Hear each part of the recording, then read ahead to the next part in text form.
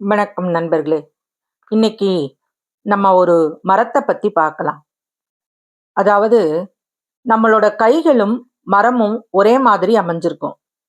அதை நீங்க என்னைக்குன்னா ஆராய்ச்சி பண்ணி பார்த்துருக்கீங்களா? ஒரு பகுதி மரம் மண்ணுக்குள்ளேயும் மற்றொரு பகுதி எந்தவித துணையும் இல்லாம வான நோக்கியும் நின்று கொண்டிருக்கும். மரங்கள் நெடுங்கை விட்டம் போன்று செயல்படுது. அதாவது கேன்டிலீவர் பீம். மரத்தோட ஒரு பகுதி மண்ணுக்குள் இருக்குதுல்ல, அந்த பகுதி தான் ஃபிக்ஸ்டு எண்ட் அப்படின்வாங்க. மரத்தோட மற்றொரு பகுதி எதோடையும் இணையாது. அந்த பகுதியை ஃப்ரீ எண்ட் அப்படின்வாங்க. உதாரணமா நம்மோட கையை எடுத்துக்கோங்க. ஒரு முனை நம்முடைய தோள்பட்டில இருக்கு, மறுமுனை எதோடையும் இருக்காது. இந்த இணைக்கப்படாத பகுதி, அதாவது நம்மளோட விரல்கள் மூலமா தான் நம்மளால பொருளை தூக்கி செல்ல முடியுது. அதே போல அதிக எடை கொண்ட பொருளை தூக்கும் போது நம்முடைய கை இணைக்கப்பட்டுள்ள தோள்பட்ட பகுதியில தான் வலி ஏற்படும். அந்த பகுதி வளைதல் போல உணர்றோம் இல்லையா? அந்த மாதிரி தான் நம்மளுடைய வளிமண்டலத்தில் உள்ள காற்று எப்போதும் ஒரு திசையிலிருந்து மற்றொரு திசைக்கு வீசிக்கொண்டே இருக்கும். இந்த நிலையில வீசிக்கொண்டிருக்கிற காற்று ஒரு பொருள் போல செயல்பட்டு மரத்தோட ஒரு பகுதியிலிருந்து மற்றொரு பகுதிக்கு அசைய செய்யும். திடீர்னு காற்றோட வேகம் அதிகமாகும் போது மரத்தோட உச்சியில ஏற்படும் அதிக அழுத்தம் காரணமா மரத்தோட தண்டு பகுதியோட நீளத்தை பொறுத்து கீழ்ப்பகுதிக்கு கடத்தப்படும்.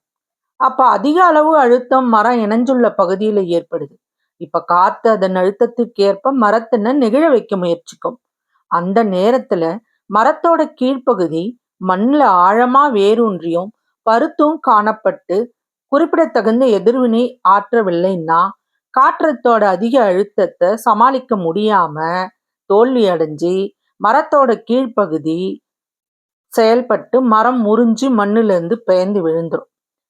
காற்றுனால ஏற்படும் இந்த அதிக அழுத்தத்திற்கு சமாளிக்கும் பொருட்டுத்தான் மரத்தோட கீழ்ப்பகுதி பருத்து காணப்படுது.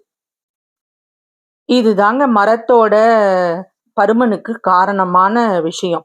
இப்படித்தான் புயல், சூறாவளி போன்ற இயற்கை சீற்றங்கள் போது மரங்கள் அதிக அளவு காற்றுனால முறிஞ்சு விழ நேரிடுது.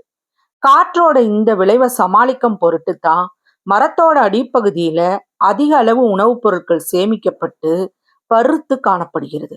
மரத்தோட அடிப்பகுதி பெரியதாகவும் மேலே செல்ல செல்ல குறுகிக்கிட்டே போகும் இந்த செயல்முறை தனித்து வளரும் மரங்கள்ல தான் அதிகமா காணப்படும். அதே போல மரங்கள் கூட்டமா இருந்தா இந்த செயல்முறை குறைவாகவும் இருக்கும் அப்படிங்கிறது தான் உண்மை. இப்போது இத பத்தி நம்ம நல்லா தெரிஞ்சுக்கிட்டோம் இல்லையா?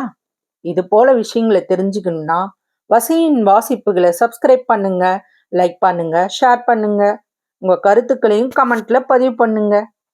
நன்றி.